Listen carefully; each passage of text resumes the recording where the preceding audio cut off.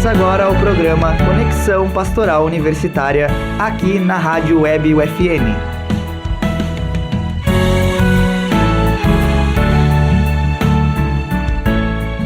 Estimados ouvintes da Rádio Web UFN, a todos nossa saudação franciscana de paz e bem. Está no ar o programa Conexão Pastoral Universitária. Nosso programa tem uma edição inédita todas as terças-feiras às 18 horas. As reprises do programa ocorrem às quintas-feiras às 7h30 da manhã e aos sábados às 18 horas. É uma alegria imensa estar aqui mais uma vez, compartilhando com vocês algumas ideias que possam nos auxiliar a conhecer mais sobre a dimensão humana e espiritual de nossa vida. Estamos na segunda semana do mês de junho. E como comentamos no último programa, cada mês dedicaremos um momento para aprofundar nosso conhecimento sobre a vida de alguns santos católicos. Interessante, né? Fica junto com a gente em mais um programa Conexão Pastoral Universitária.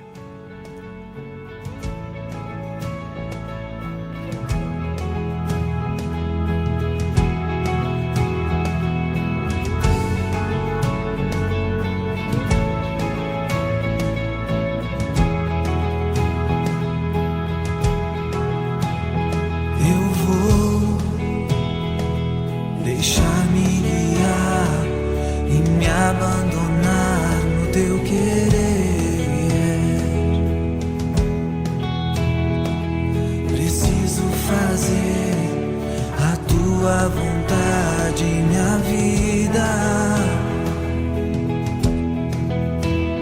eu vou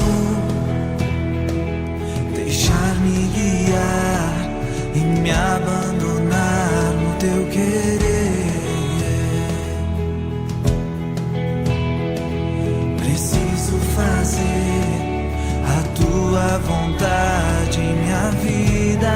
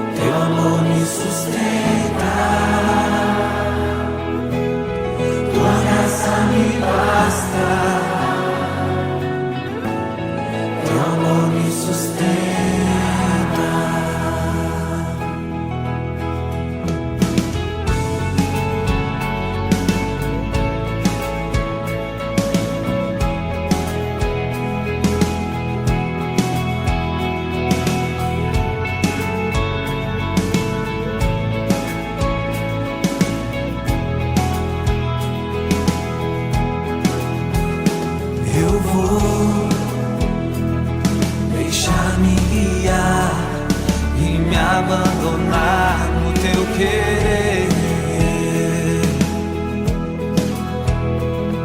Preciso fazer a tua vontade, minha vida. Para onde eu irei? Em quem me apoiarei? Para onde eu irei? Me apoiarei, eu seguirei, eu irei aonde for, Senhor. Eu seguirei, eu irei aonde for, Senhor. Tua graça me basta.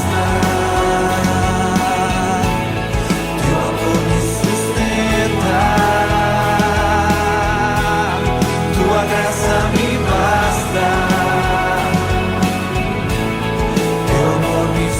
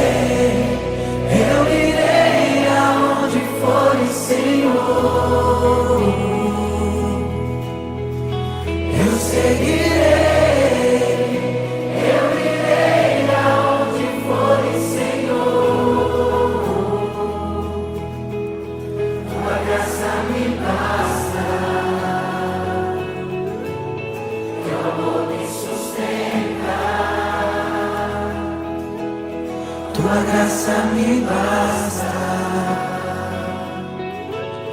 teu amor me sustenta.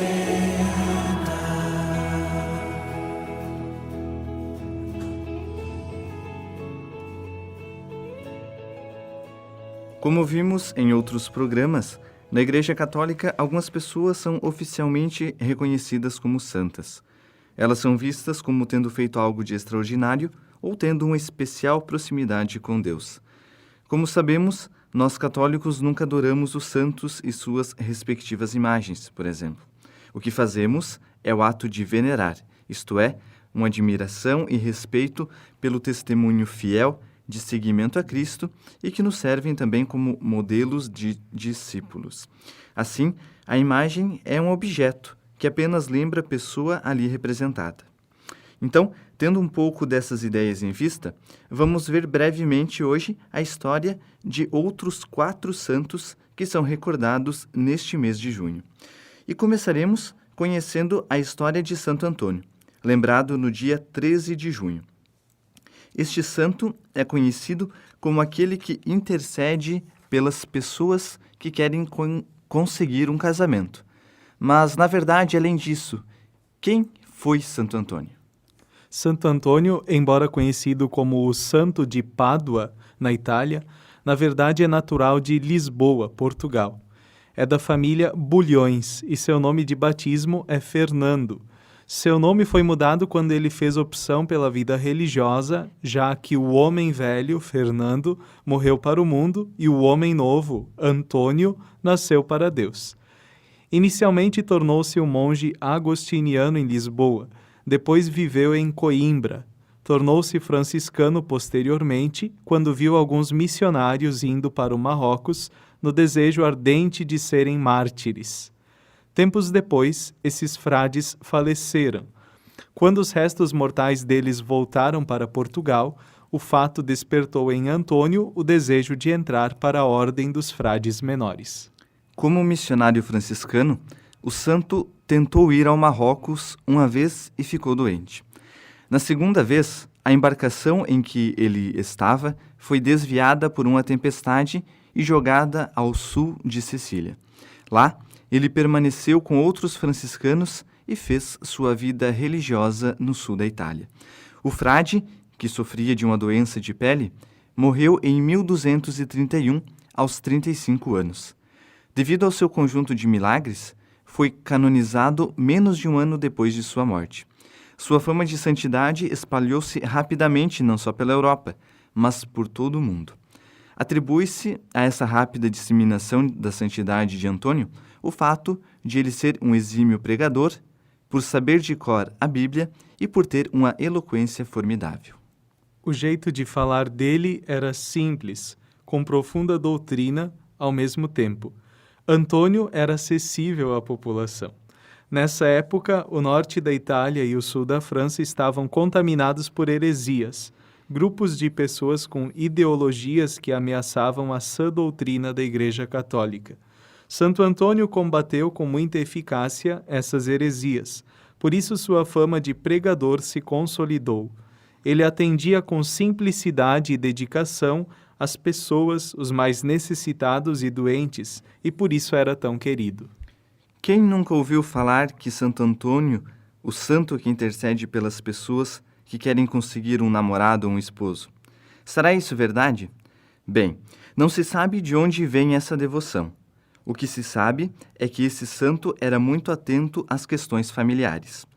As pessoas com problemas na família o procuravam para pedir conselhos e ele as atendia. Por isso, foi formando a respeito dele essa devoção de intercessor por aqueles que querem arranjar um namorado ou que têm o desejo de, enfim, formar uma família. Atribui-se a Santo Antônio outros 2 fatos curiosos. A frase tirar o pai da forca, comumente pronunciada pelas pessoas, pode ter origem em Santo Antônio. Segundo relatos, acredita-se que essa expressão tem origem em um dos milagres do santo, chamado de bilocação, isto é, a capacidade de estar em 2 lugares ao mesmo tempo.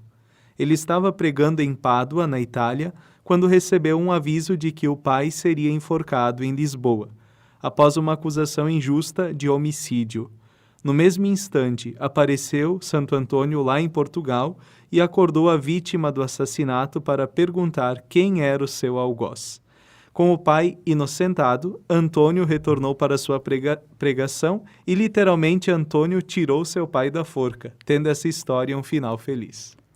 Além desse, muitos outros milagres são atribuídos a Santo Antônio. O mais conhecido aconteceu quando ele estava pregando em Rímini, na Itália, e um grupo de hereges não lhe dava a mínima atenção. Vendo o desprezo das pessoas, Antônio deu as costas ao povoado, caminhou em direção à praia e começou a falar com os peixes do mar sobre o milagre de Jonas e a baleia, e os preceitos cristãos, dizendo: Bendizei ao Senhor, vós que sois também nossos irmãos. Depois de ouvir o sermão, os peixes voltaram saltitantes para a água. Vendo isso, as pessoas ficaram encantadas e Antônio conseguiu converter muitos corações. Santo Antônio de Pádua, rogai por nós.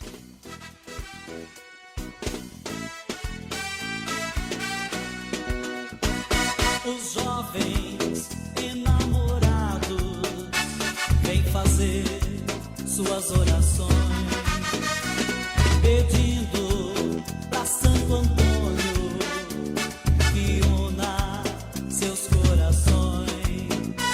Santo Antônio, querido do povo, aponta o Cristo de novo. Santo Antônio, querido do povo, aponta o Cristo de novo.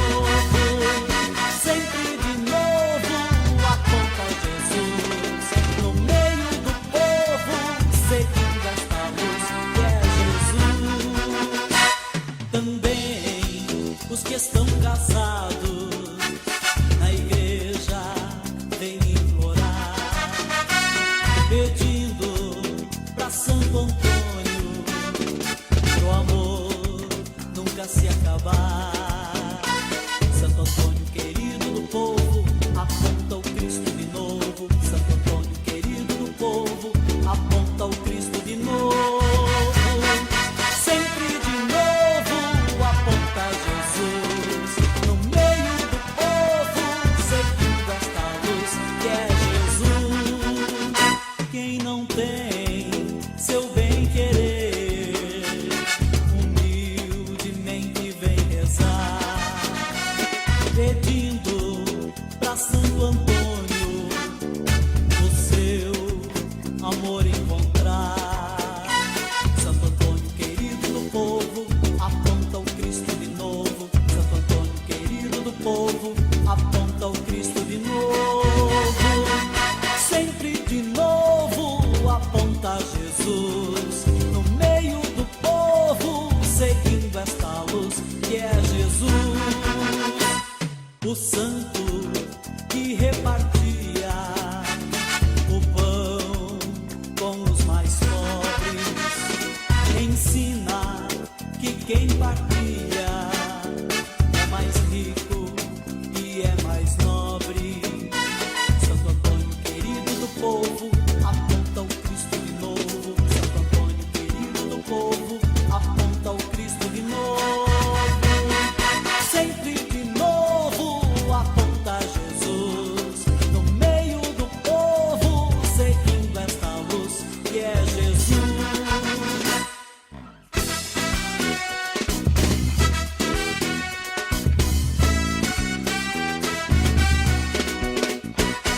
No dia 27 de junho, comemoramos o dia de Nossa Senhora do Perpétuo Socorro, uma santa que tem muitos devotos e uma história emocionante que teremos o prazer de compartilhar aqui com vocês. Também muito conhecida como Maria, Mãe de Deus, Nossa Senhora do Perpétuo Socorro é uma das santas mais populares no Brasil, principalmente por suas novenas perpétuas, geralmente realizadas às quartas-feiras. A imagem de Nossa Senhora do Perpétuo Socorro, que hoje veneramos, apareceu em forma de pintura a quadro e, segundo relatos, pintada pelas mãos de São Lucas. Além de médico e escritor, Lucas também era pintor, e a pintura feita por ele era muito mais do que um simples retrato. Por conta de sua herança grega, ela contém simbolismos e significados escondidos, além de uma forte carga de emoção e verdade por trás da beleza da arte. Em 1496, essa pintura se encontrava em uma igreja da ilha de Creta. Um homem, pensando em conseguir algum dinheiro com a venda dela, a roubou e levou-a para Roma. Durante o trajeto pelo rio, conta-se que ele e sua tripulação só foram salvos devido à intervenção de Nossa Senhora do Perpétuo Socorro. O homem em questão, um comerciante de Roma, ficou muito doente e, à beira do leito de morte, se arrependeu de seu feito e pediu para um amigo devolver o quadro à igreja. O quadro ficou em posse de sua família, principalmente por vontade da esposa do homem, e foi aí que Nossa Senhora do Perpétuo Socorro interviu e fez algumas aparições, pedindo para que a imagem fosse levada a uma igreja. Tal ação só aconteceu quando Nossa Senhora apareceu para a filha caçula da família, onde com os dizeres: avisa tua mãe que Santa Maria do Perpétuo Socorro quer que a tireis desta casa. Em uma outra ocasião, Nossa Senhora também pediu que o quadro fosse levado à igreja de São Mateus, e foi aí que, em 1499, seus pedidos foram finalmente atendidos, e a imagem foi encaminhada para lá. A história de Nossa Senhora do Perpétuo Socorro se espalhou de tal maneira que, no caminho da casa da família até a igreja de São Mateus, formou-se uma enorme procissão para acompanhar a imagem e demonstrar sua fé e devoção. E já era esperado que o local tornou-se um lugar sagrado de peregrinação de vários fiéis, que diziam-se agraciados pelas intervenções e milagres de Nossa Senhora. Mas no final do século XVIII, a igreja foi destruída e tomada pelos franceses, e o quadro de Nossa Senhora do Perpétuo Socorro foi levado para outro lugar. Foi então que, em 1866, a imagem foi confiada pelo Papa Pio IX aos padres redentoristas, para ficar no mesmo local onde a igreja de São Mateus foi destruída. No local da igreja destruída, ergueu-se uma nova igreja, e também a proposta de renovação de fé e propagação da imagem de Nossa Senhora do Perpétuo Socorro.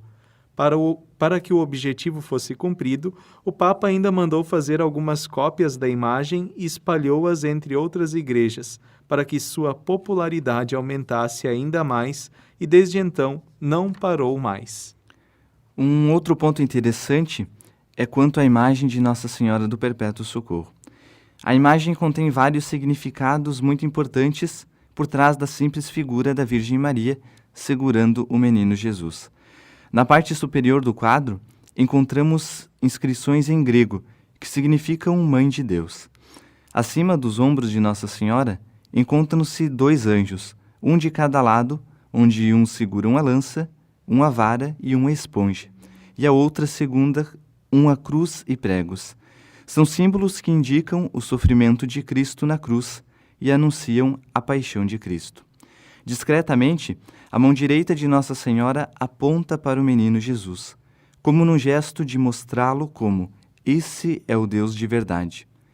Nossa Senhora do Perpétuo Socorro, protegei e conduzei os nossos passos.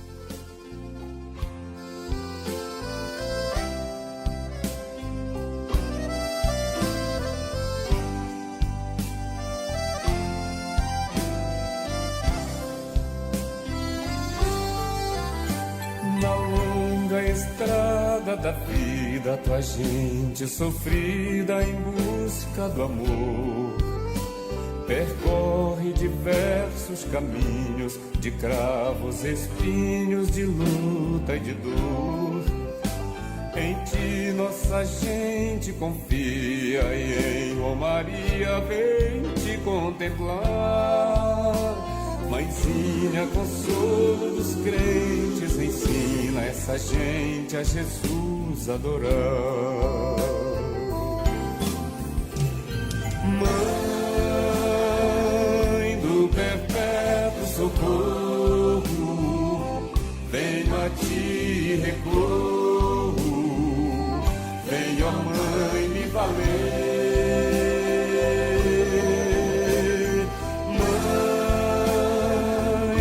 nosso eterno auxílio, vem nos dar o teu filho. Mãe, vem nos socorrer. Refúgio do fraco, do pobre, do rico, do nobre, de todo que crê. Conforto na dor, na aflição, de todo irmão que há de recorrer. A nossa família abençoa e a toda pessoa que busca Jesus. A igreja caminha em teus braços, seguindo os passos da divina luz. Mãe do perpétuo socorro, venho a ti recorro. Vem, ó Mãe, me valer.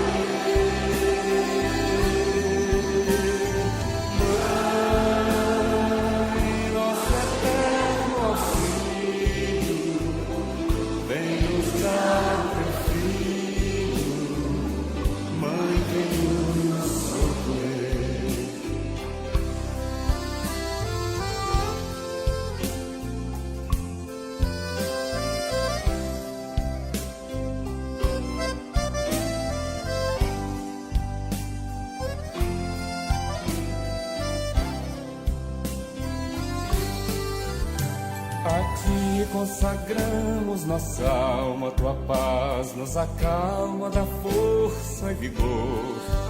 Coração, voz, boca, ouvidos e nossos sentidos consagra com amor. Protege o pequeno carente, o deficiente, o sem terra, o sem lar. Aos que estão à margem da vida, mãezinha querida, ó vem consolar.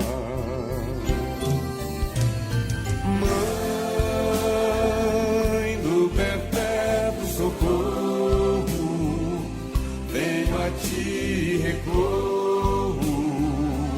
Vem, ó Mãe, me valer.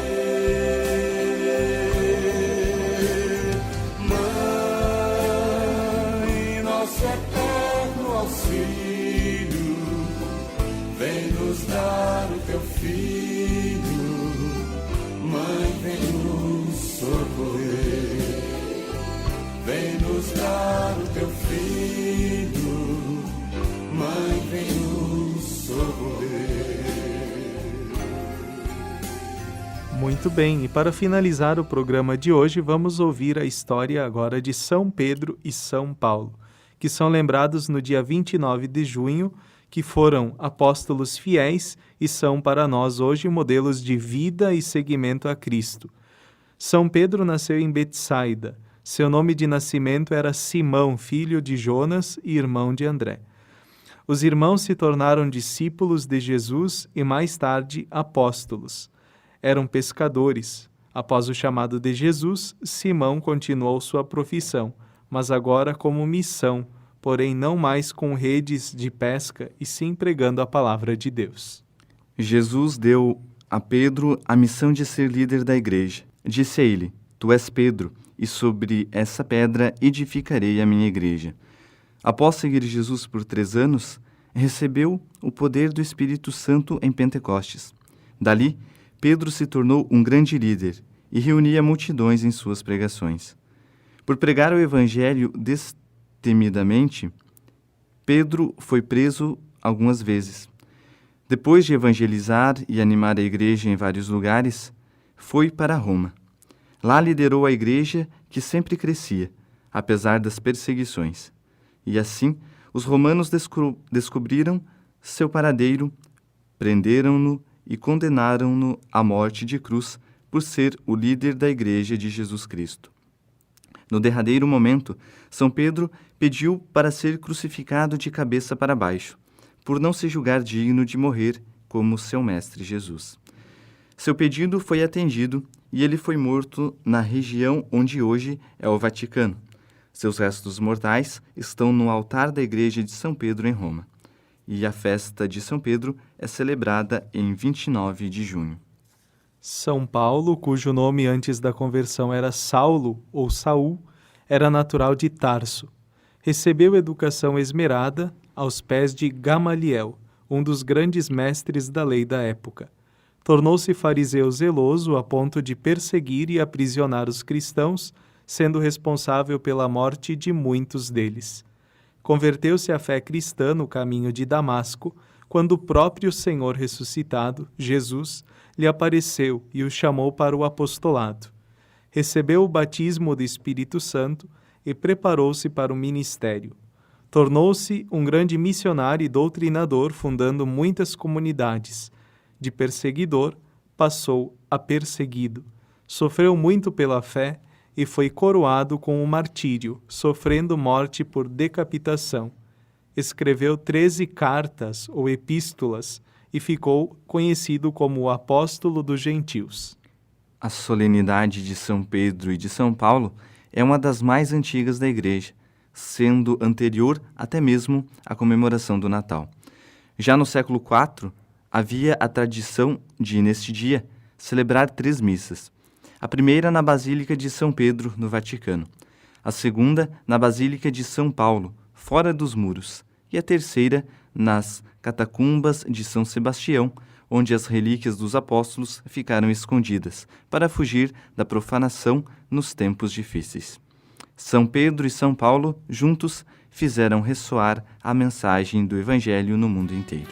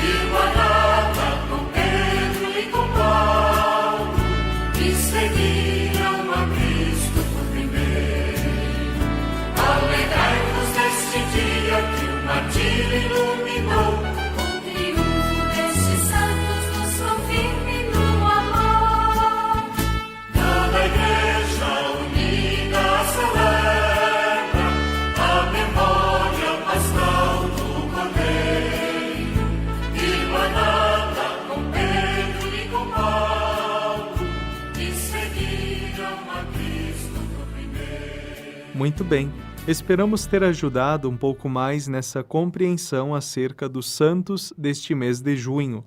Próximo mês voltaremos com mais relatos de experiências lindas e que reafirmam nossa fé e motivam o nosso caminhar. O programa teve produção e apresentação do Frei Cristian Martins Almeida e do Frei Rodrigo Antunes, e na Central Técnica, nossos amigos Alan Carrion, Clinilson de Oliveira, e na supervisão, a jornalista e professora Carla Torres. A todos uma boa semana, paz e bem.